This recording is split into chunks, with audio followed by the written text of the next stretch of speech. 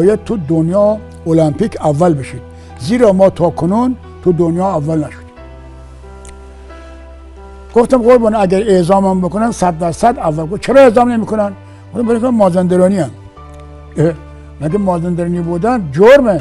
گفتم از نظر این آقایون جرمه. مثل تیمسار بود. گفتم بگو بگیم شاب گفتم بگو بهش که من این دفعه اینو زدم، این بار دومه. نخواستم منو ببرن به خاطر اینکه مازندرانی هم.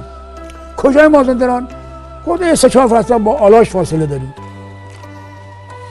گفت پس بابا فلان شده قوم خویش که گفته گفت مثلا هم ولایتی هستیم. بله. خلاصه ما اونجا انتخاب شدیم و با اولین مدال المپیک ایران از ملبورن برگشتیم. گفتم اگر اول شدم خب مدال طلا رو میارم و حضورتون تقدیم میکنم. اگر اول نشدم از اونجا میگم جسد منو بیارن. اولین قرعه من تو مسابقات المپیک آقای آندربک قهرمان المپیک پیشین از سوئد بود، علی سوئد. اونو 15 ثانیه 15 ثانیه بنده یه چاقو میدم بس مرغ سرشو بافت، امکان نداره. 15 ثانیه ضربش کرد.